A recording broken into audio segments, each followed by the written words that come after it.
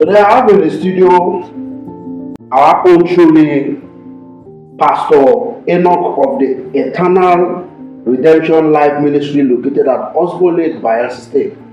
So today we'll be discussing on a very important topic, and the topic is marriage. And someone asked me a question concerning marriage. The person said that I should ask Pastor here that what does Bible say can be the reason for a man to divorce his wife? Because in the society today, we are witnessing a lot of divorces, both from men or ministers of God, what have you. So today we want to hear from him. Let's hear from you. What do you have to say concerning divorce in marriage? Thank you. Okay, thank you very much. First of all, we need to understand that marriage is the first institution set by God, right from the garden. And when God was about to make them, He called His own entire being, Himself, Jesus, and the Holy Spirit. He said, "Come and let us make man in our own image." So Jesus was right present when marriage was conducted. And what did Jesus say in Matthew chapter 19 when He was talking about marriage? The Pharisees came and tempted Him from verse 3. He said, "Is it lawful for a man to put away his wife for any cause?" Jesus said categorically, "Have you not read that from the beginning it was not so?" So they marvel. They now ask, why is it that Moses said we should give a bill of divorce or divorce to our spouse when if you want to divorce? And Jesus answered and said, "It's because of the hardness of your heart."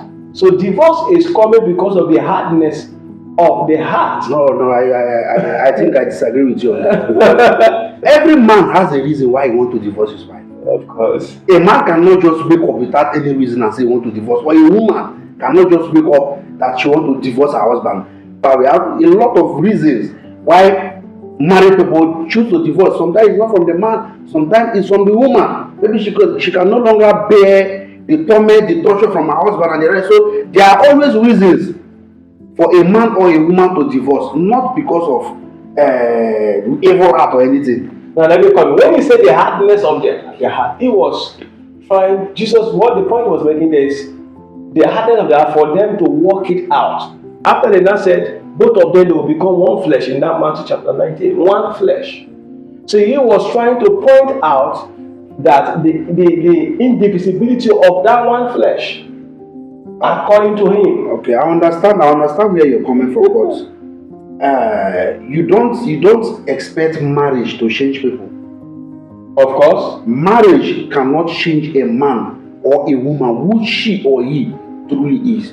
For instance, now you have a lot of cases of women that were into prostitution. Let me use that one. Okay. And on the long run, they repented and gave their life to Christ. Like recently, a lady that was acting porn. I know you don't want. She's a porn star, and now she has repented for fitting those. And definitely, a man will marry her. Now, which man can satisfy that woman? A woman that has tasted all sizes. Then you expect that overnight she will be faithful to a man. She must still go outside because it is something that is used to her, and one man can never satisfy her. So as a man now, you come to your house and you find your wife having affair with another man, and maybe you caught them, or maybe as a woman you caught your husband, and you are telling me that they should work things out because their heart is not evil. Now let me come in. Now that is why you saw when the joining is taking place, one of the things people normally say, they'll say for better or worse, they'll do us part. Now when they are making those vows, they don't know the implication. It's as if you are swearing for yourself. So that's why I said, but by right they're supposed to be, that's why as a church there's need for counseling before marriage. But however, human beings can come up with some attitudes like chameleon as time goes on. Of course. So when those things happen, that's why Jesus believed that you should work it out. That it's not that, okay, according to Jesus, it's not that you cannot divorce, but to Him, if you want to divorce, you remain like that. You remain without getting married. Getting married. According divorce. to Him, yes. According to Jesus, He now said something. He said, it's not everybody that will accept this saying. It's not that Jesus is compelling you. That means He knows you have a choice. But what is he saying as somebody that witnessed the first marriage and knows the importance of marriage? Because we must understand that. Now, man of God, there is something Yes. you are saying here that I will really want you to throw more light on. You are saying the first marriage. Are you referring this first marriage to be Adam and Eve? Of course. Because if you are referring them as marriage, I don't see that as marriage. Because marriage, from what we know, marriage, not a relationship. Marriage, there must be a token. Even in the Bible, there must be a token presented to the family of the bride. Okay. As a symbol that I'm paying the dowry of this woman. And let me come in now. Are you done? Good. No, like for example, now listen to this. Our father Adam and Eve, our first father and our first mother. You know, when God joined them together, what did Adam say? He said, "This is the bone of my bone." No, And when flesh. God created her, Yes. He saw her, and definitely as a man, you're alone somewhere, and suddenly you saw your kind, though not having exactly what you have. I mean, in terms of the sex. Yeah. Then, and you see that she have eyes just like you. She can talk.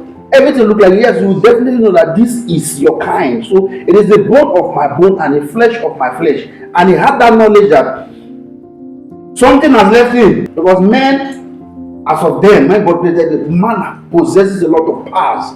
It was because of the sin that made men to lose the power they possess, because God gave men dominion over everything. God even placed men over angels and the rest. Now, you must understand is that, like, you know, when He made man, He said, and He says it's not good for the man to be alone. To be So alone. He created him and helped him, which is a partner. So God did that intentionally to, that's why I said it's called the first marriage, because it was God's intention. That's why Jesus made reference in Matthew chapter 9. He said, from the beginning, He made them male and female. So that means from Jesus' perspective, That made them male and female. I Yes. understand that. Yes. He doesn't encourage homosexual. That is why he said he made them male and female. And that Jesus also said from the beginning it was not so. So that means that's the first marriage. But Jesus is stating that from the beginning it was not so. Which means Adam did not have two wives. That from the beginning they had one It wife. simply means Adam had one wife. It doesn't So he mean recognized that as marriage. It's recognized. this very topic is a very tedious topic. Of course. It's a very, like, I know a lot of questions will still come up. Of course. A lot. And please, I'll leave the comment section still open. Yes. We still have him, because this is not a topic we can just conclude one day. Because if I want to say it, we want to tell him things, we will keep talking from now to tomorrow. Of course. So I'll leave the comment section open. If you have any question as regards marriage, just drop your question and we will attend to you.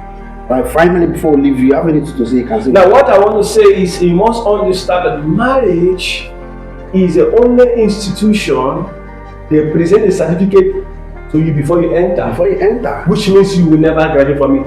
You must understand that marriage is a learning process. So if you make mistake along the line, get up from your mistake, get corrections, start moving on with your partner. Thank you.